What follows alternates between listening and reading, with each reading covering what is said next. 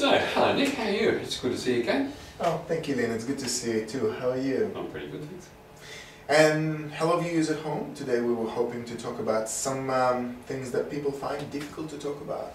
And Lynn, in our sort of work as psychologists, we often have to work with people who are experiencing some very difficult events in their life, and some of those very difficult events may include extramarital relationships or affairs or infidelity. Yeah, something where one partner is strayed and found somebody else and the other partner is not in agreement with that. Mm. Now, Lynn, I think viewers at home would really like to know what are some of the very important factors for us to consider if we find ourselves in this situation. With a couple that have suffered this infidelity, we'll stick with the word infidelity if you like. One of the things one of the factors that I look at is that couples who have been together for a while have established a safe, secure bond with each other, a deep emotional bond. Some people would call it a sacred bond, some people would call it a spiritual bond as well. That you do things with your partner that you don't do with anybody else, and that's part of what makes it safe and secure. You become more vulnerable with each other. It's such a huge, strong bond that any threat to that bond, whether it's arguing all the time or whether it's an infidelity occurrence or something like that, becomes virtually like a threat to our life. That's how deep and emotional impact it is on us. So the very important factor here is the threat to the deep emotional bond that the couple experiences. Sure. When I'm talking to couples about it, I talk about the bond that we develop as a child with our parents or our caregivers, that it becomes a life support system, doesn't it? They feed us, they clothe us, they keep us safe from harm from any wild animals that might want to eat us. That's the attachment we have with our parents. As we grow up and become adult attachments, we establish a bond which is very, very similar to that.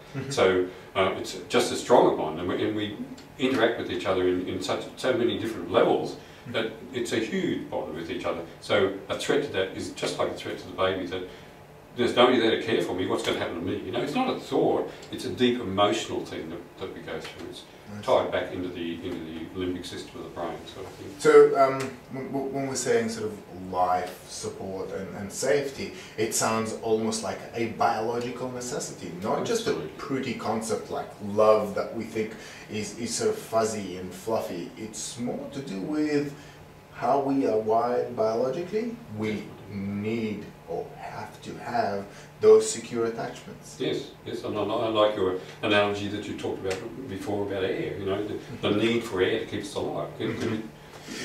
Well, if we're talking about a biological necessity, we may compare it to something like water or air, and if we are deprived of something like this, we're deprived of air, we experience panic, we thrash around.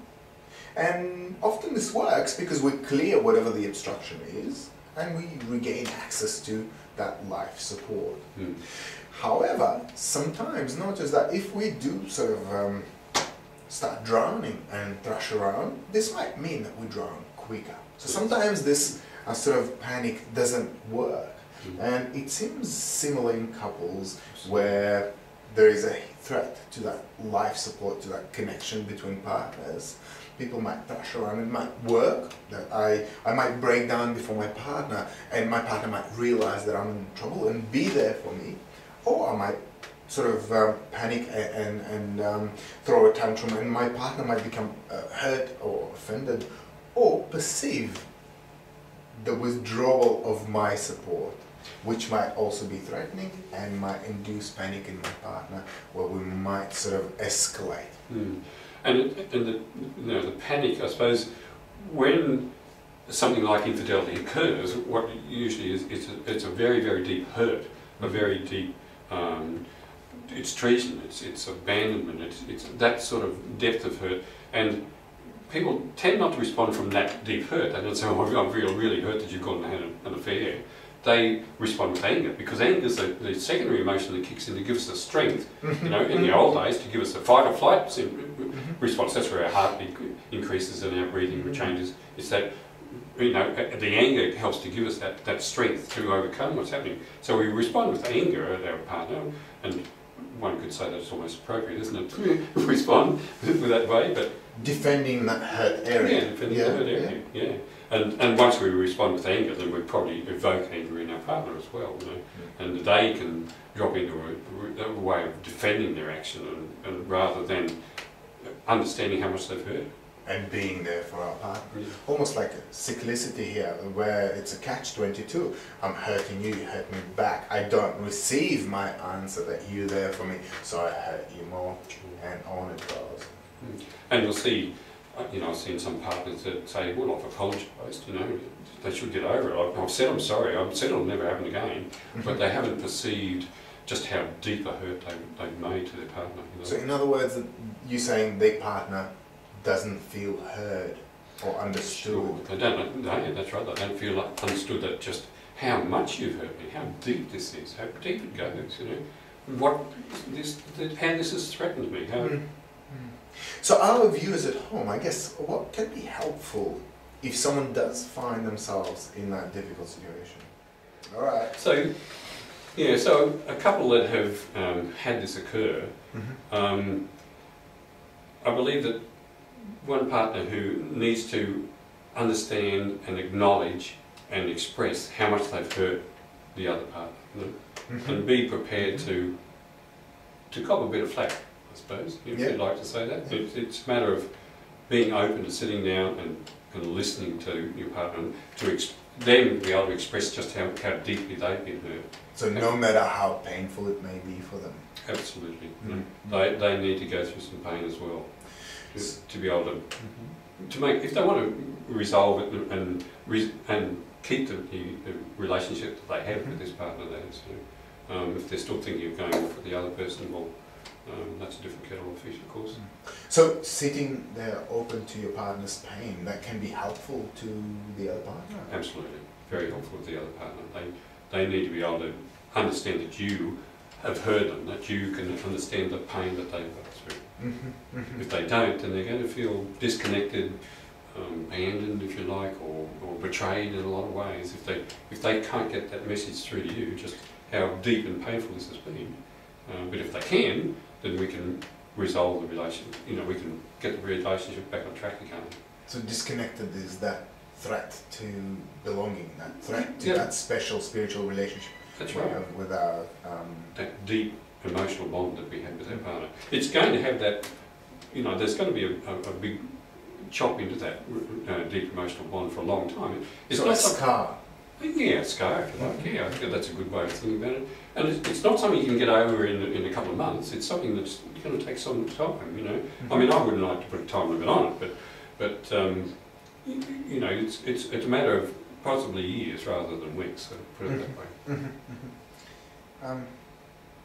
So some of the factors that we mentioned as helpful is being able to be there with our partner's hurt and hear our partner and acknowledge the pain that we may have inflicted on the partner. And we're looking sort of from one perspective. I would like to ask then, if we reverse the sort of point of view for the person who did commit that adultery, well, you know, they may go through some stuff that, you know, there's a lot of shame and guilt that goes with that.